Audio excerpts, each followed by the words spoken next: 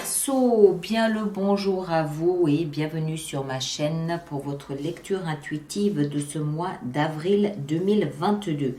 Vous avez vu comme le dernier paquet est tombé tout seul, j'adore quand c'est comme ça, et pile le bon nombre de cartes qui est tombé. Mais alors par contre, vous avez un mois, waouh.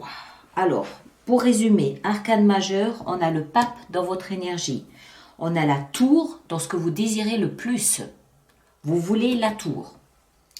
On a l'empereur en fin de mois, super. Donc en fin de mois, vous reprenez un petit peu la direction des événements. Parce que entre deux, j'ai l'impression que ça va être des hauts et des bas. Vous avez une 10 ici, une deuxième 10 là. Donc 1 plus 0 égale 1, plus un as ici. Vous avez deux cartes qui nous parlent de départ. Deux cartes qui parlent de départ. Waouh, trois cartes. Si on prend le chariot ici, vous avez trois cartes qui nous parlent de départ. Ce mois va vous décoiffer. C'est un mois où vous allez renverser la vapeur. D'accord ? Juste, le mois dernier, vous aviez la grande prêtresse. Donc, on va...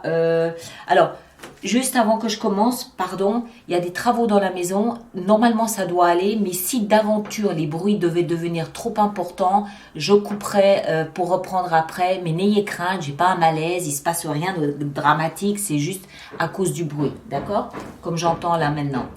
Donc, on disait la grande prêtresse. Je pense qu'au mois de mars, vous avez dû être préparé à ce qui arrive ici en avril.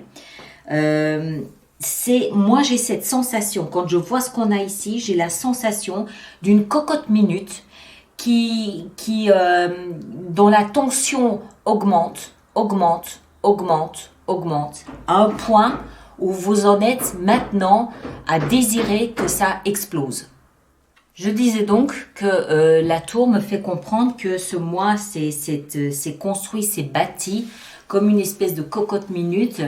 Et la tension dans la cocotte minute qui s'intensifie jour après jour, jour après jour, jour après jour, et là qui demande en fait à exploser ou à imploser, puisque c'est dans ce que vous désirez le plus, je vous le rappelle.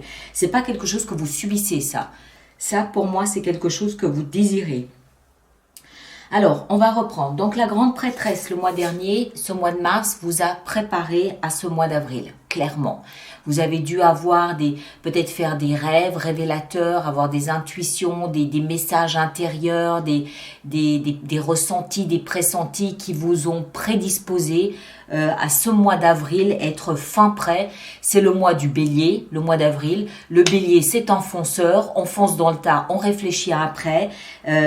Alors, je suis pas en train de dire que ce que vous êtes en train de faire ce mois d'avril est quelque chose d'irréfléchi. Non. Ce que je dis, c'est que vous êtes arrivé, vous êtes dos au mur. Vous êtes acculé de ras-le-bol, de ça suffit, de tension, il faut partir. Il faut partir, sinon c'est l'implosion.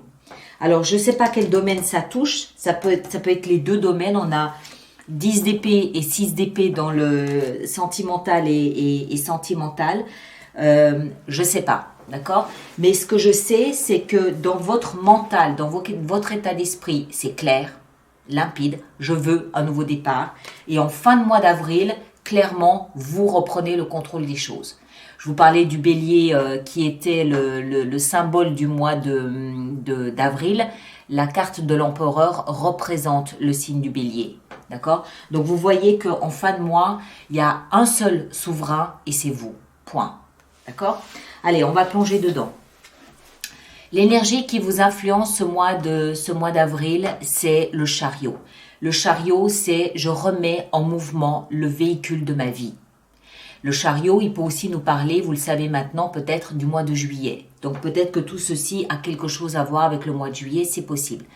Quoi qu'il en soit, triomphe, succès, mais surtout mouvement. Mouvement, ça implique déménagement, voyage, déplacement. Je change de pays, je change de région, je change de ville, je change d'immeuble. Voilà, il y a un mouvement concret, tangible qui ici se fait. D'accord ? Votre énergie à vous, elle est à la 10 de bâton et au pape. Alors, le pape, lui, il concerne tout ce qui est engagement à long terme, des engagements qu'on a bâtis, qu'on a construits. C'est par excellence un contrat de travail ou un contrat de mariage, d'accord? Dans lequel on met sa foi, on met tout ce qu'on a de volonté pour que ce contrat soit pérenne. On construit, on bâtit pour le long terme. On s'engage à long terme. C'est ça le pape. Et avec ça, on a la 10 de bâton qui m'explique à moi, pour votre lecture, que cet engagement est devenu un poids mort. C'est lourd, c'est devenu un fardeau. C'est devenu, ça pèse un âne mort. C'est trop lourd à porter. Bon, sur cette carte, on ne le voit pas, mais sur d'autres cartes de 10 de bâton, on voit la personne qui a le dos complètement courbé, par le fait de porter une charge. C'est une charge. Il n'y a plus de passion, il n'y a plus de plaisir, il n'y a plus de joie, il n'y a plus de bonheur. C'est devenu un fardeau. Je ne sais pas ce que c'est. Vie sentimentale, vie professionnelle, vie familiale, les voisins, les amis, je ne sais pas. D'accord? Chacun place ça en fonction de ce qu'il vit. Tous les Verseaux vont le vivre différemment. Mais quoi qu'il en soit, ce qui a été à un moment donné un engagement de votre part est devenu un fardeau. Ce que vous désirez le plus, on l'a vu, boum. Vous, si on vous donnait la possibilité d'utiliser un engin de chantier, vous prendriez une immense grue avec une de ces grosses boules, là, je ne sais pas comment ça s'appelle, au bout, et bam, tout ça dans ce pape. C'est le pape ici, en fait, qui devient lourd pour vous. D'accord ?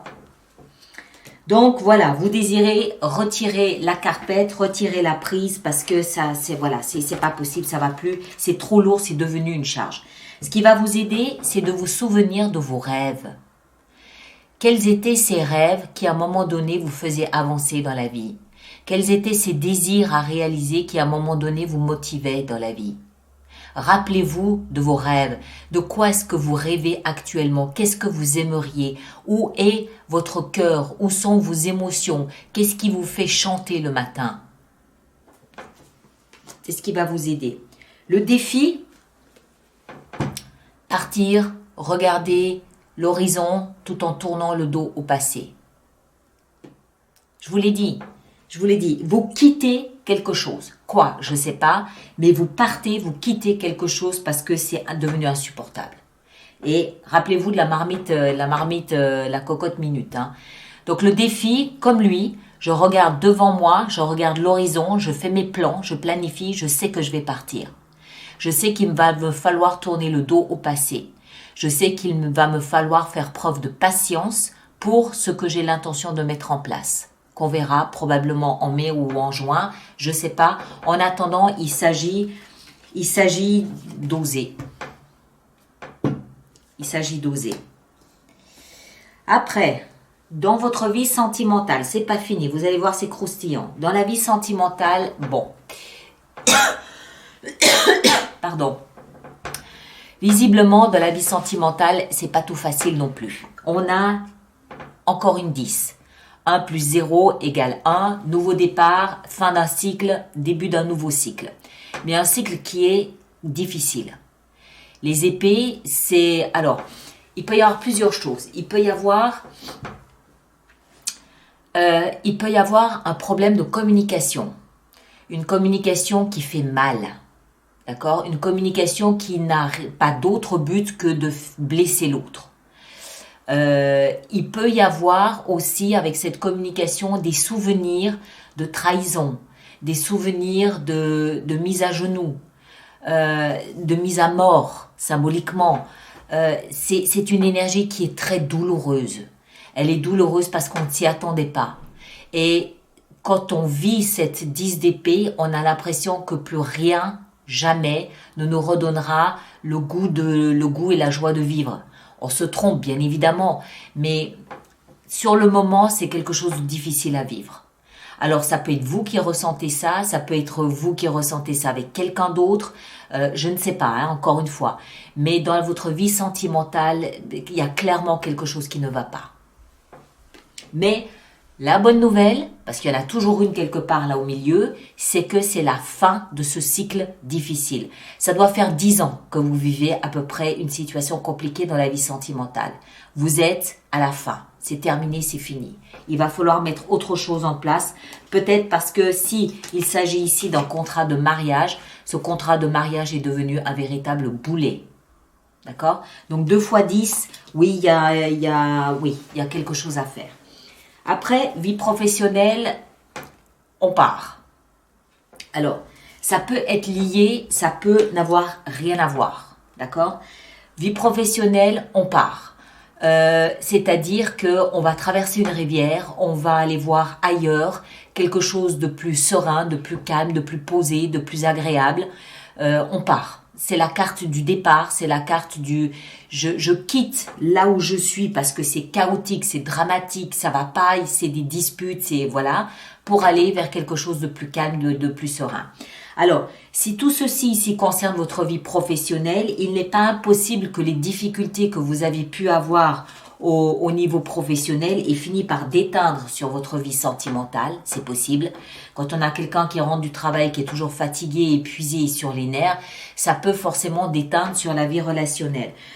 Maintenant, ça peut n'avoir rien à voir, d'accord? Mais si vous décidez peut-être de rompre avec un partenaire, peut-être que vous prendrez pour prétexte un nouveau projet professionnel, une nouvelle offre professionnelle pour faire d'une pierre deux coups. C'est possible aussi. Ok? Le meilleur. Votre vie intérieure, votre vie spirituelle, l'as d'épée. Alors, chiffre 1, vous le notez, hein? Chiffre 1, le nouveau cycle, il commence à l'intérieur de soi. C'est-à-dire que son âme est au diapason avec sa conscience, avec son esprit, avec ce que je veux mettre en place aujourd'hui. On est aligné, on est au diapason, on est d'accord. Chaque facette de notre être est d'accord avec ce qui va se mettre en place. D'accord? En plus, les épées, je vous le rappelle, représentent la pensée, la communication. Donc il y a une notion ici de clarté dans la compréhension de la situation. C'est limpide. Et tout ça à l'intérieur de soi. Vous partagez avec l'extérieur, pas forcément. C'est surtout vous face à vous-même où vous vous êtes mis d'accord avec votre conscience, avec votre âme, avec toutes les facettes de qui vous êtes pour dire « Ok, stop, ça suffit, comme ça je peux plus, je vais imploser, je dois réagir ». Ok, à partir du moment où c'est acté à l'intérieur de vous, bon, après il faut être stratégique, il faut mettre en place ce qu'il faut pour pouvoir partir dans les meilleures conditions possibles. Mais c'est une carte qui nous explique que à l'intérieur de vous, c'est clair, c'est limpide, il n'y a aucune ambiguïté, aucun doute, aucune hésitation, et en plus, ce nouveau départ, vous le voulez. D'accord? Donc c'est pas quelque chose que vous subissez, ça c'est quelque chose que vous vous mettez en place. Et en fin de mois, on l'a vu, notre empereur, empereur qui représente le signe du bélier, qui représente le chiffre 1, le premier mois de l'année astrologique, c'est le bélier. Ça peut, dans certains cas, ici, peut-être nous parler de quelqu'un du signe du bélier, un patron par exemple, qui vient à votre rescousse ce mois d'avril. C'est possible.